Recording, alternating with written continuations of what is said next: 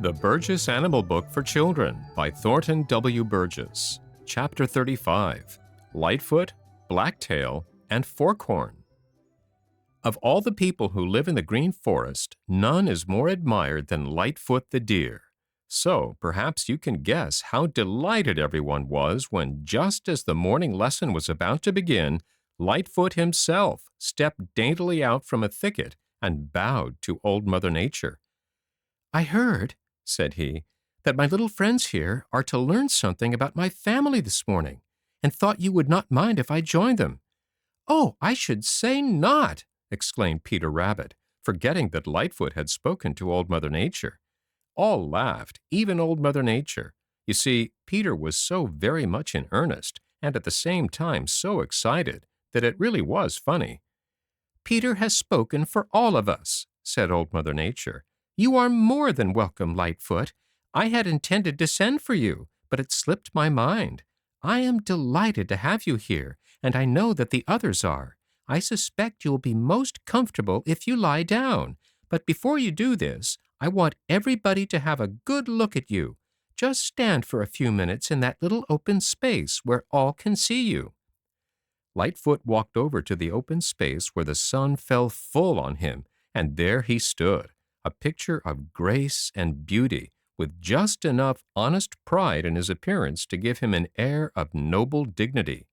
There was more than one little gasp of admiration among his little neighbors. "There," began Old Mother Nature, "is one of the most beautiful of all my children, and the knowledge that he is beautiful does not spoil him.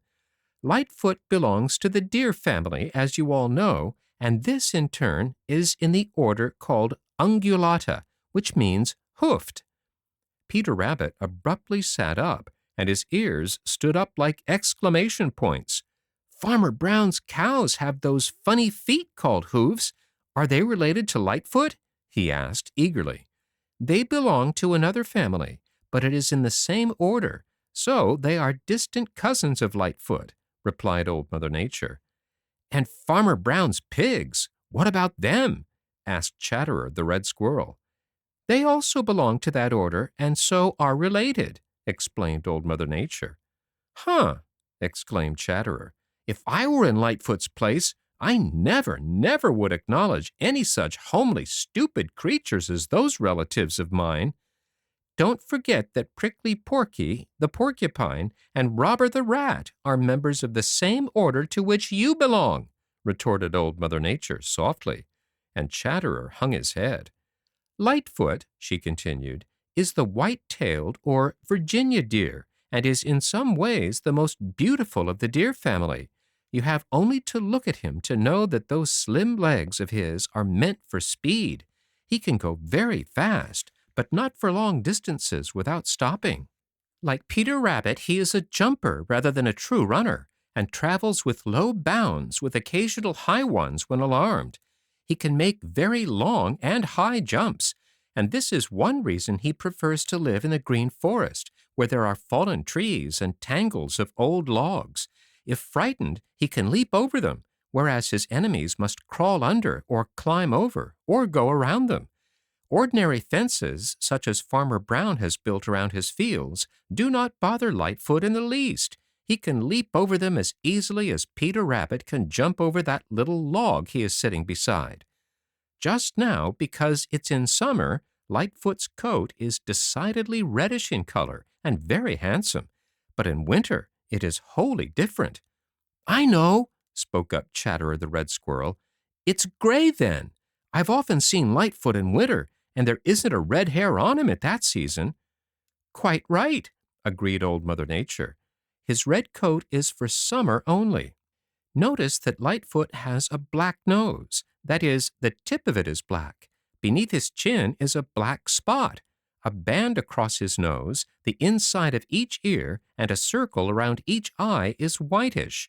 His throat is white, and he is white beneath.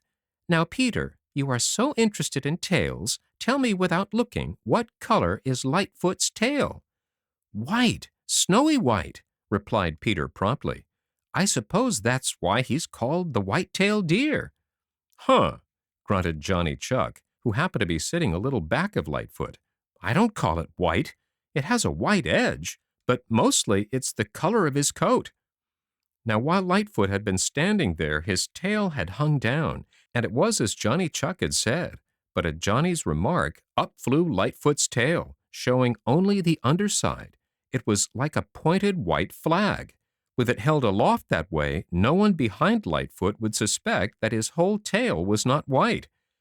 "Notice how long and fluffy the hair on that tail is," said Old Mother Nature. "Mrs. Lightfoot's is just like it, and this makes it very easy for her babies to follow her in the dark. When Lightfoot is feeding or simply walking about, he carries it down, but when he is frightened and bounds away, up goes that white flag. Now look at his horns. They are not true horns. The latter are hollow, while these are not. Farmer Brown's cows have horns. Lightfoot has antlers. Just remember that. The so-called horns of all the deer family are antlers and are not hollow. Notice how Lightfoot's curve forward with the branches or tines on the backside. Of course, everybody looked at Lightfoot's crown as he held his head proudly. "What is the matter with them?" asked Whitefoot the wood mouse. "They look to me as if they're covered with fur. I always supposed them to be hard like bone." "So they will be a month from now," explained Old Mother Nature, smiling down at Whitefoot. "That which you call fur will come off. He will rub it off against the trees until his antlers are polished, and there is not a trace of it left. You see, Lightfoot has just grown that set this summer." "Do you mean those antlers?" asked Danny Meadow Mouse, looking very much puzzled. "Didn't he have any before? How could things like those grow anyway?" "Don't you know that he loses his antlers every year?" demanded Jumper the Hare. "I thought everyone knew that. His old ones fell off late last winter. I know, for I saw him just afterward, and he looked sort of ashamed. Anyway, he didn't carry his head as proudly as he does now. He looked a lot like Mrs. Lightfoot. You know, she hasn't any antlers." "But how could hard, bony things like those grow?" persisted Danny Meadow Mouse. "I think I will have to explain," said Old Mother Nature. "They were not hard and bony when they were growing. Just as soon as Lightfoot's old antlers dropped off, the new ones started. They sprouted out of his head just as plants sprout out of the ground, and they were soft and very tender and filled with blood, just as all parts of your body are. At first, they were just two rounded knobs. Then these pushed out and grew and grew. Little knobs sprang out from them and grew to make the branches you see now. All the time they were protected by a furry skin, which looks a great deal like what men call velvet. When Lightfoot's antlers are covered with this, they are said to be in the velvet state. When they had reached their full size, they began to shrink and harden, so that now they are quite hard, and very soon that velvet will begin to come off. When they were growing, they were so tender that Lightfoot didn't move about any more than was necessary and kept quite by himself. He was afraid of injuring those antlers. By the time cool weather comes, Lightfoot will be quite ready to use those sharp points on anybody who gets in his way. As Jumper has said, Mrs. Lightfoot has no antlers. Otherwise, she looks much like Lightfoot, save that she is not quite as big. Have any of you seen her babies?" "I have," declared Jumper, who, as you know, lives in the Green Forest just as Lightfoot does. "They are the dearest little things and look like their mother, only they have the loveliest spotted coats. That is to help them to remain unseen by their enemies," explained Old Mother Nature. "When they lie down where the sun breaks through the trees and spots on the ground with the light, they seem so much like their surroundings that unless they move, they are not often seen even by the sharpest eyes that may pass close. They lie with their little necks and heads stretched flat on the ground and do not move so much as a hair. You see, they usually are very obedient, and the first thing their mother teaches them is to keep perfectly still when she leaves them. When they are a few months old and able to care for themselves a little, the spots disappear. As a rule, Mrs. Lightfoot has 2 babies each spring. Once in a while she has 3, but 2 is the rule. She is a good mother and always on the watch for possible danger. While they are very small, she keeps them hidden in the deepest thickets. By the way, do you know that Lightfoot and Mrs. Lightfoot are fine swimmers? Happy Jack Squirrel looked the surprise he felt. I don't see how, under the sun, anyone with little hoofed feet like Lightfoot's can swim, said he. Nevertheless, Lightfoot is a good swimmer and fond of the water, replied Old Mother Nature. That is one way he has of escaping his enemies. When he is hard pressed by wolves or dogs, he makes for the nearest water and plunges in. He does not hesitate to swim across a river or even a small lake. Lightfoot prefers the green forest where there are close thickets with here and there open places. He likes the edge of the green forest where he can come out in the open fields, yet be within a short distance of the protecting trees and bushes.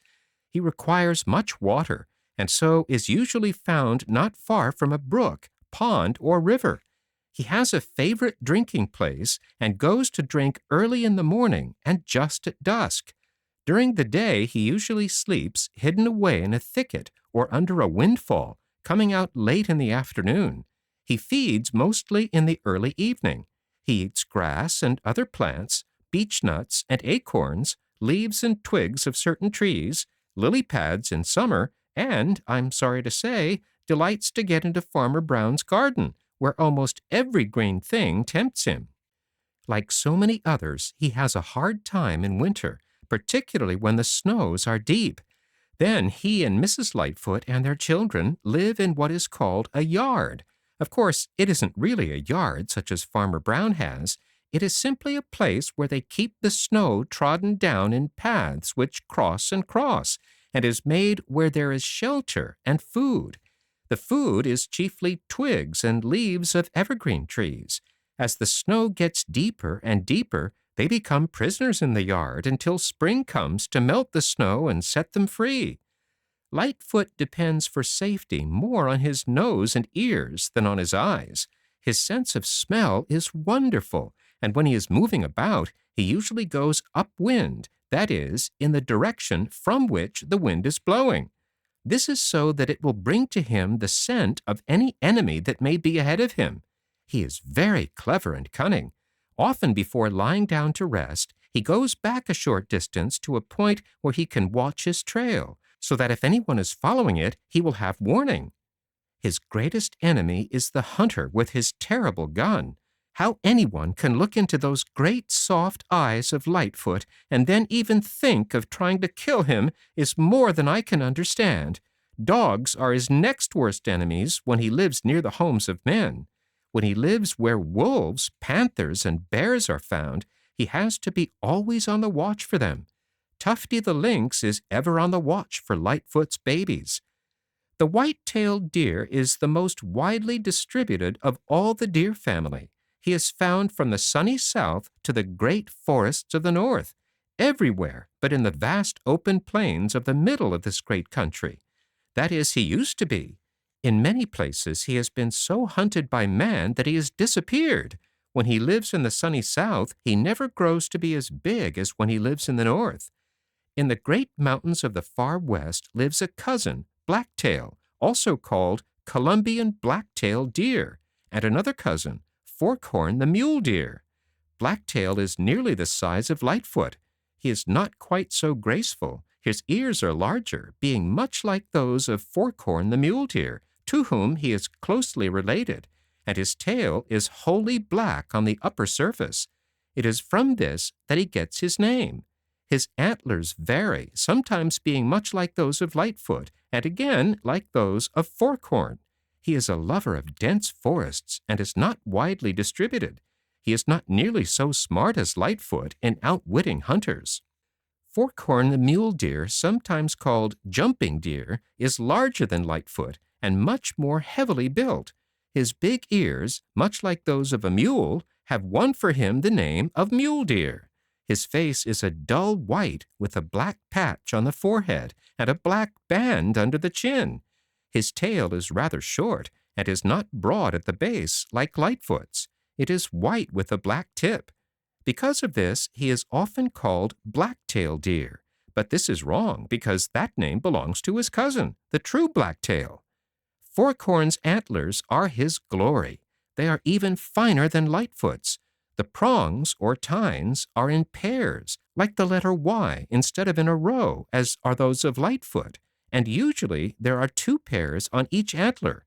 Forkhorn prefers rough country, and there is very much at home. His powers of jumping enable him to travel with ease, where his enemies find it difficult to follow. Like Blacktail, he is not nearly so clever as Lightfoot the Whitetail, and so is more easily killed by hunters.